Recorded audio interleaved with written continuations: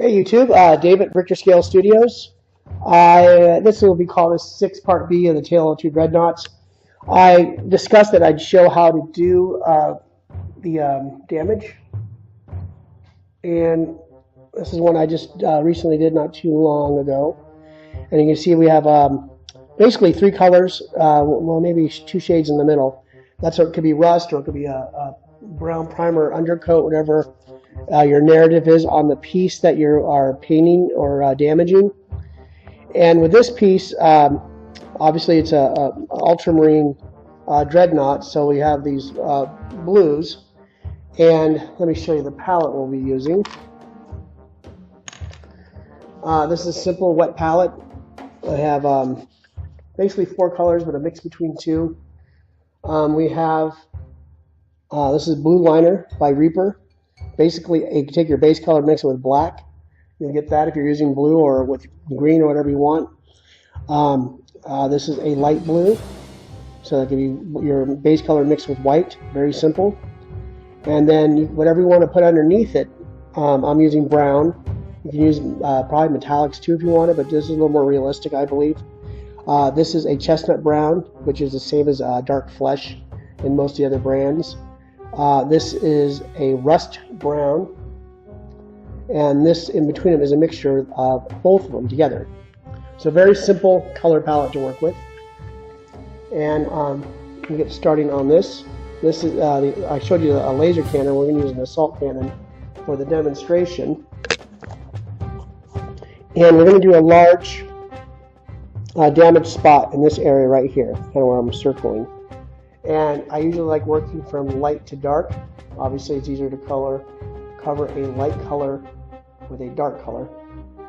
And we're going to go below. There's a line here for the side of the gun is, so there's going to be different lighting. That's why we're using the different colors of rust. So we'll take this and kind of almost like a jabbing motion, or it can dab it on. But you want to kind of make it very random. You don't want smooth lines. See, I'm getting some smooth lines there. Kind of get rid of those.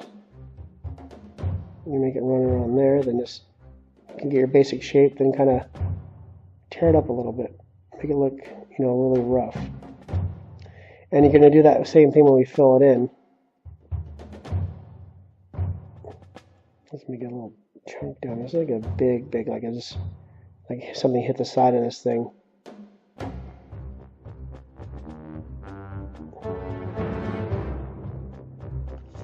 Okay, let's start with that. I'm going to wash the brush. Get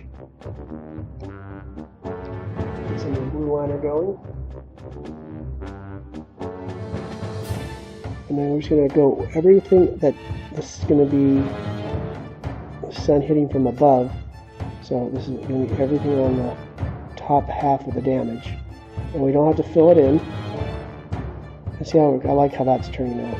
And that's really basic right there. I'm going to do right now is let it dry for a second, and I'll be right back, and we'll show you how that works. Okay, we're back. We let it dry. This blew on it a couple times. It's real quick, pretty quick. And now I'm going to get that chestnut brown going. Get nice thin coat, and get in your brush. Thin paint, the better. It's always going to go, with more coats if we need it. And this one, like you start in the middle, just kind of slop it in there, and you can start pushing it out. And that kind of gives you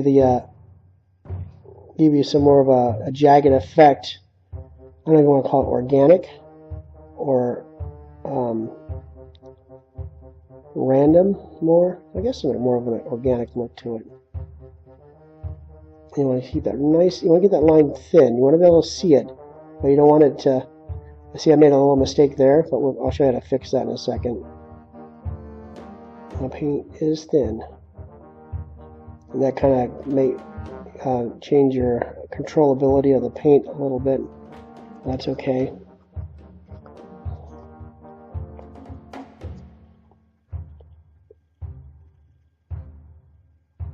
Controllability, I guess that's a term.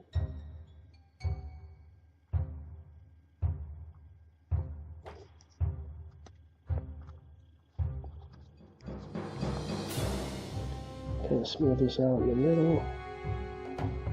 It'll dry and look really good too. Okay, let's repair that little edge while I got you here. Wash the brush. Let's get this nice tip going. Make sure you got a nice round tip and point tip. I got the this is the light blue again. Let's see how we lost it. Let's go in there and just kind of reclaim that area again, I guess you would call it. See? So we still got a little moisture in the middle going. So let's take our mixture of the chestnut and the rust brown, and this will give us a little highlight. We'll come in there and kind of maybe blend it in wet a little bit.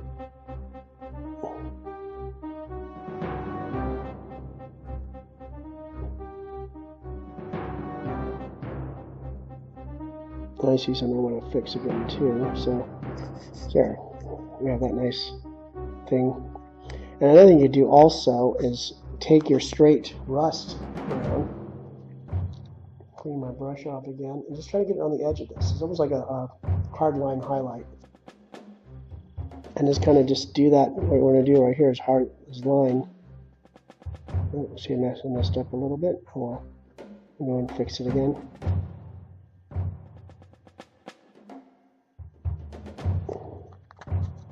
Actually, that's okay like that. So there is a simple way to do it. Actually, I think I'd like, seeing this edge up here, I don't really like it that much. I'm going to go back in with my base chestnut and go into these little areas here. I just think that's a little too heavy.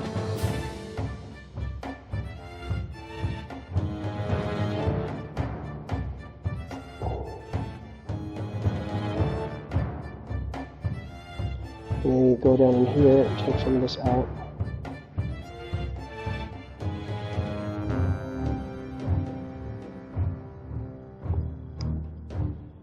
And I see like I made a little mistake on top of there. We'll go and fix blue liners, get it right on the tip of your brush, round it out on the palette, and then go right in there and just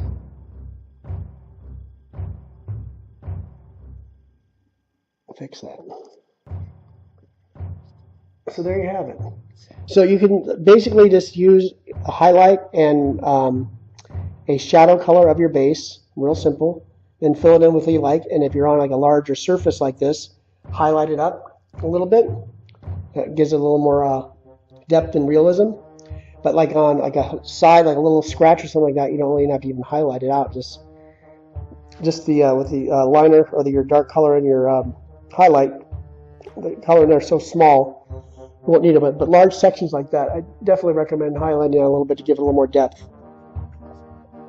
So as usual, thank you for joining me, and I hope that's helpful. Comments and are welcome, and I will see you guys in the next video. Thanks for joining me.